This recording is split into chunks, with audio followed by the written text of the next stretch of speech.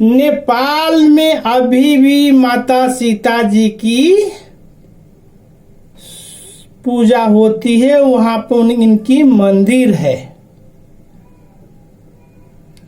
भारत कहता कि नहीं हमारे वो धरती की है सीता मैया, वो कहता है नहीं हमारी है सीता मैया। पर हकीकत यही है तो बॉर्डर।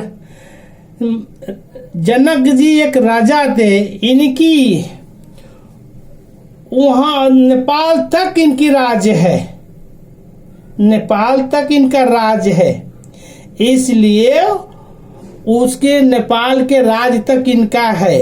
तो इसीलिए वो कहता है कि नहीं सीता मैया हमारे यहाँ जन्म लिया। यहाँ पे होता है कि नहीं हमारे यहाँ हुआ।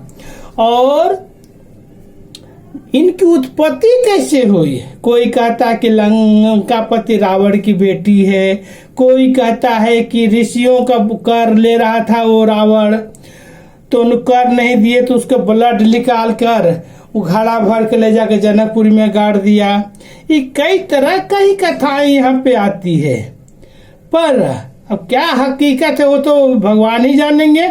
पर यह है कि सूखा पड़ा हुआ था, राजा दशरथ जनक जी के लिए बोला गया, कोई ऋषि मुनि लोग बोले कि जनक जी हल चलाएंगे तो सूखा बारिश होगा। वहां हाहाकार मच गया था, भूखे प्यासे लोग मर रहे थे, इतना काफी दिन से सूखा पड़ा था, भूखे प्यासे तड़प रहे थे। तब वो जनक जी को हल चलाना पड़ा वहां। और हल चलाते समय जो सीता मैया का सीता क्यों पड़ा नाम, जो शीत है यानी शीत का मतलब जो हल में जो लोहा लगा रहता है जो धरती के चिरता है वो शीत है, इसीलिए सीता नाम पड़ा था। और बाद में इनकी जानकी रख दिया गया, इसलिए कि वो जनकपुरी में जन्म लिया था, इसलिए जानकी रख दिया गया था। तो वही हल चला रहे तो अचानक धरती की फटने की आवाज आई। तो कोई कहता है घड़ा में, सोने के घड़ा में थी, कोई कहता है संदूक में, सोने का संदूक में थी। तो जैसे वो धरती फटी, वहां झांक कर देखते हैं जनक जी, ये क्या चमत्कार, पूरा उजाला ही उजाला, उसमें एक ज्योति से आया।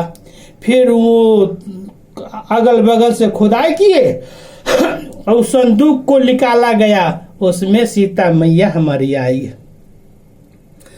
वहीं जनक जी ले गए, अपने पत्नी जी को दिए, धन्य हो गए, उनका कोई औलाद नहीं था, बहुत खुश हुए। ये है सीता मैया की कथा है। ठीक है, फिर मिलते हैं, बाय बाय। कमेंट अगर करिएगा कैसा लगा, खराब है अच्छा है बताइएगा, ताकि मैं आगे से और अच्छा मैं भी सीख पाऊं। अगर आप लोग जानते होंगे तो आप लोग बताइएगा, ताकि हम सीखेंगे कुछ। ठीक है, बाय बाय।